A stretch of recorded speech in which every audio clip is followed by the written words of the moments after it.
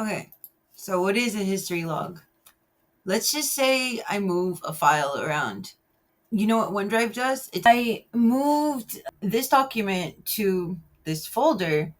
I go to the details, and OneDrive tells me every single thing that I did. This is a history log.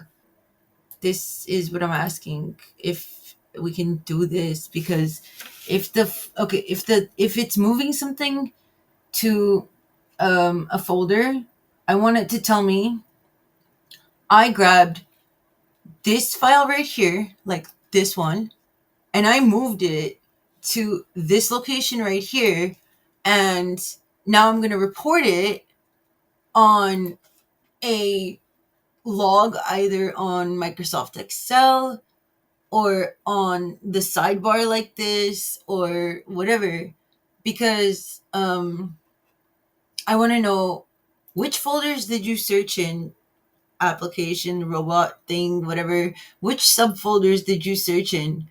What were your results? I want the I know that there, even if it doesn't stay even if it doesn't give me this much history, even if it can't like save this much information, because this goes on for as long as I wanted to.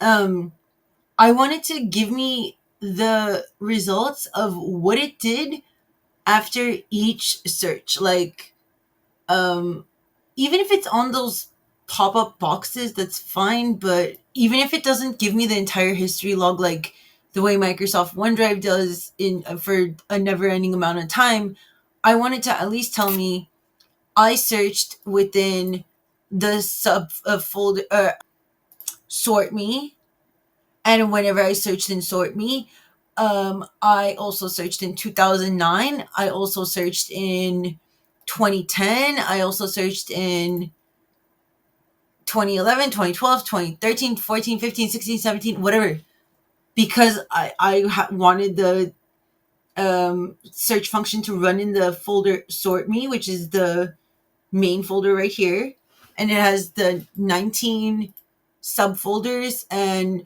I wanted to tell me that after I searched in these folders, I generated the results of this file was found that matches the keyword, this file was found that matches the keyword, or document was moved to this folder because it's a Word document, or that document was moved to, or sorry, that file was moved to this folder because it was a photo of something. Like, does that make sense? I just wanted to tell me what it's doing after each search, or as a history log. If it's not going to be a history log that's going to be continuous, then let it at least tell us what it did after each time it does something, so that we know like how the app is actually functioning and how well it's performing, like that is, or we know that we need to limit the number of subfolders that it's searching, like to this many or whatever. Even if the app needs to take longer to conduct the searches, as long as it's gonna spit out an explanation of what it did, so I know it's doing its job. um I mean, that would just be more ideal. Okay, if it tells me what it did, and it moves things out of the wrong places, which was actually a concern that I didn't mention, like some of these files that it moved into this Word documents file folder, were completely not on like within the set of folders that I was having it search in.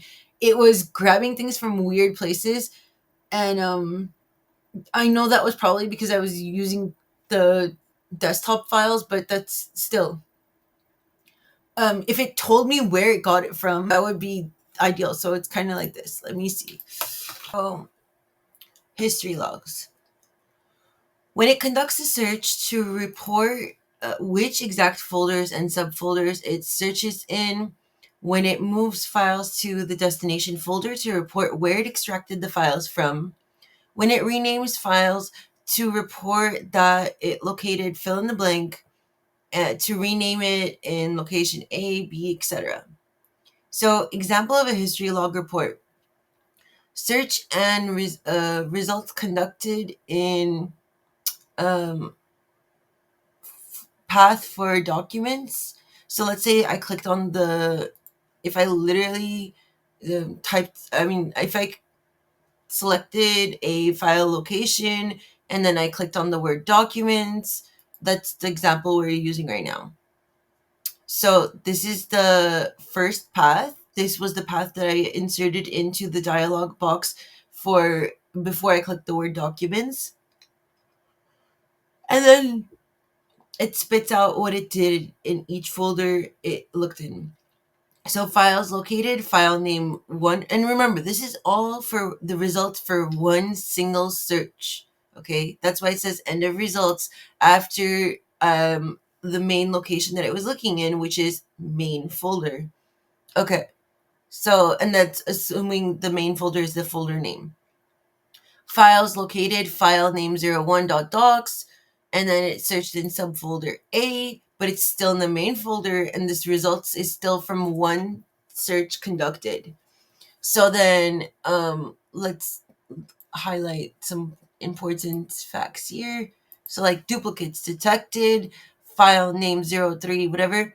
And then what does it do to that file? It tells us which path it generated those two different duplicates from. And it also tells us some other information like files renamed. And it only renames one of my files because that would make it a duplicate only if there's a secondary one, right? You don't need to rename the first one. The first one stays as is, and it gets renamed for the second one only. So the two locations we found this file name 031.doxin would be subfolder D right there, right here, and then subfolder C right here. And then, so basically, what this program should be doing is letting me know where it's searched in, and it doesn't need to tell me all the names of the files that existed within my subfolder tree or whatever. So I'm just bringing this to your attention. You don't need to actually change the colors around. But whenever it doesn't find any results, just tell me no results. But or tell me none or something like that. But the point of listing this folder here in a dialog box or something along those lines is to inform us that it truly did check in all of these additional areas, which are the subfolders for the main folder, and to just make sure that it's checking all the subfolders, because I don't believe that it's truly checking all the subfolders, and I do believe it's there's something faulty there. Like, let me give you an example. I don't want my files to get renamed right now, and I'm really nervous about doing that. But whenever I was searching for video in the last request, it didn't generate all of the videos that I already had in a folder right here. Oh, wait a minute. You just might be right, because it might have truly taken longer.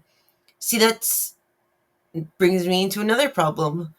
If it's truly taking longer to find the results and I'm just not aware of how long it's taking to spit out the results that it's supposed to spit, I need to know that fact. Like, I need to know, hey, you need to be more patient or something. But you don't need to tell me that directly.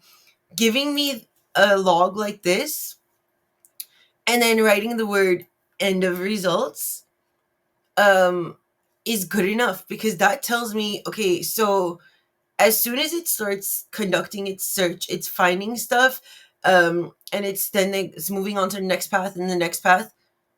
It should be just generating this like on my screen, because as it's searching, it's already like got some sort of a short-term memory on whatever it's doing, right? So it would be nice to have this as a activity log of what it's doing throughout each search, and anytime it's detecting a duplicate, where not only do I want the path reported of where it extracted those files from, like in the previous like part right here, I also wanted to tell me one more time, okay, we looked in subfolder D and we looked in subfolder C and we found file name 03.docs there twice. So we renamed the one that was right in subfolder C because that was the second one that was located by the app. Does that make sense? So that's a history and activity log.